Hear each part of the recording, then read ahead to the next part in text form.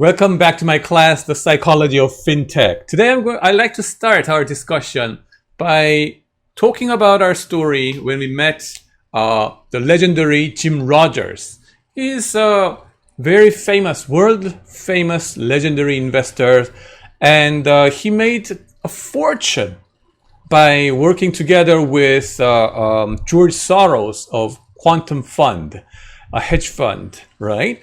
He has been an expert in commodities trading after earning so much money in his, billions of dollars when he was young, and he retired and from the fund, and then he took world travel, right? By his motorbike, and then all around the world, right? And I was fortunate to meet him in one conference in Korea, and he was discussing about North Korea investment opportunities if North and South Korea, gets more peaceful. But I'd like to draw your attention to what he said when we visited his mansion in Singapore, like a couple of years ago. I was very fortunate to lead 10 GBA undergraduate students of SKKU to Singapore, and I took it as an opportunity to visit his mansion. I called his, secretary, and then he graciously accepted us to host a meeting with us. And then there, he told me specifically, two most important lessons to teach to you guys, every one of you, my students, right? He said, Professor Andy, right? And Professor Kim, tell these two things to the students as the most important lessons for finance guys. An investment lesson. What are those, right? The most important principles in investment. Number one, buy low and sell high. Sell high. Number two, don't invest in what you don't know.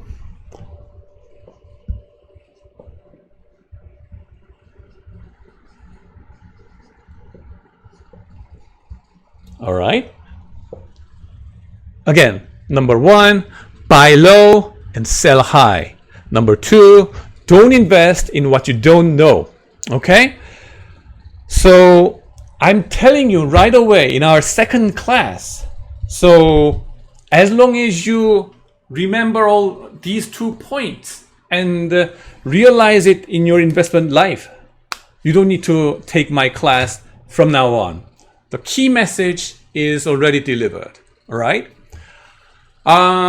Please remember these two things, right? I'm going to ask you in your final question, final exams, right? Buy low, sell high, and don't invest in what you don't know. Well, but for each point, right, we need to go deeper into it. But because this is easier said than done, right? He's an investment guru, so he tells us this, the key important lessons, two things. But for us, novice investors, these two things sound easy, but terribly difficult to do it. How is it? For number two part, I'm going to come back to this point as we go down the road. Whole bubbles and busts, the crashes, and then the fear of the market, and then greed in the market. It goes together with this lesson. And that goes together with what you've been experiencing in the cryptocurrency market and the tech bubbles every now and then. So this one will come back to you later. But I'm going to spend more time on the first point today. Buy low, sell high. Okay? So, good. Buy low, sell high. Well, what do you think? Typically, when I say this, you will remember, it will remind you of what you learned in your high school math, the sine cosine function. All right. And then, okay, buy low, sell high. Easy. Buy low, sell high. Easy. You will say it. But the things are not that easy. Because, first of all, every present, right? Today, you're standing over here. And you never know where this price is going to go, up or down or stay the same. We don't know. And is there going to be a fixed cycle like this, frequency and things like that? The answer is no. When does it go up? When does it go down? It's completely random. Our high school math led us to believe that there must be some, we try to find out some pattern like sine cosine function, and we try to believe that there must be some fixed frequency in it. But the thing is, there's no such thing as fixed frequency. Okay? More importantly, what is important? What's the issue here? Buy low, sell high. Well, that is for any given asset, any given stock. Let's say Tesla. You like Tesla? Okay, I like Tesla as well. Elon Musk. We're going to come back to Elon Musk many times. I'm going to pick on that guy, right? Same age with me, but and so many things to talk about. Tesla and then the narcissistic CEO. Anyway, Tesla, right? How much is that Tesla today? The price of it, okay? And then the true value of Tesla. Okay, the price of it, and then the true value of it. Okay? Which one is observable, scientifically speaking, right? Scientifically speaking, which one is observable for Tesla? Its price in the market or the true value of it? Is it observable? Okay? And depending on that, we will be able to go deeper into this discussion over here. Buy low, sell high. Buy low, lower than what? And high, higher than what? Okay? For any given asset, let's say a Tesla stock going up and down. Okay? What you can observe is the price over here. Scientifically, you can observe. Yeah, you may laugh, you may be smiling, you may be crying, depending on the price going up and down, and depending on where you bought the stock, and then where it is now, right? But in the first place, the price is observable. Okay? The Tesla stock. We can Google search it every second, actually. So shall I lead you to investment, .com, maybe I should. Investing.com. And then in the website, I can take you to, all right, here you are. Okay. And then I can take you to TSLA. And then immediately you can find out the price of it today. That says $737 today at this moment of recording the video. Okay? And every millisecond it is being traded in the market. So every transaction leaves a trace called the price, equilibrium price, right? Getting transacted, and market gets cleared, supply and demand meets, and this is the market price that we already talked about in you studied in the economics 101. Okay, the invisible hand is like a price mechanism, okay, that determines it. The result of it is observable. The price is observable scientifically every millisecond. What about the true value of Tesla? true value. Okay? It's like a holy grail, actually. You can never observe it. This thing is not observable. Unfortunately. Okay? So, there comes a problem. Okay? There comes a problem. The true value of Tesla, where is it? We don't know. Like a year ago, it seems like it's gonna go like what was it? More than 1,000. Yeah, or 천슬라. It's like a 120 US dollars. The price, right? The price of Tesla, and now it is like 700 something. Okay, 737. Yeah.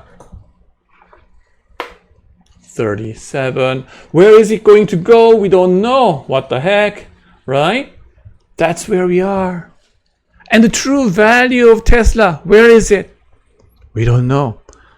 Only in your, the beauty is in the eyes of the beholders, right? Everybody tries to estimate the true value with errors. So much errors, okay? So I do my valuation of Tesla, and then I may come up with a certain true value that I estimated with some errors. I may say the true value may be somewhere around here with some error bounds, upper bound and lower bound, right? You may come up with your own value estimates with some errors. Your own estimate may be somewhere over there, right? And depending on who you are, depending on your assumptions, and depending on the DCF or the valuation methodologies, and then those information that you incorporate, right? Everybody can come up with all different value estimates. It's just an estimate with some errors. It's not something observable scientifically in the market. These two, are they the same? Is the critical question.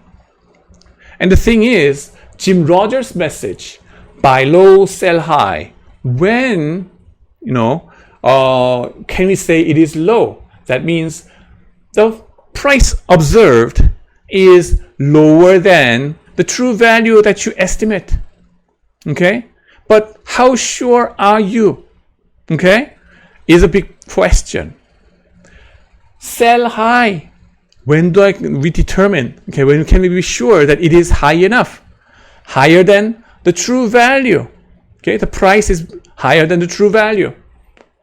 So, for example, if these are the true value band, okay, I could have bought it at this point and could have sold it at that point, right?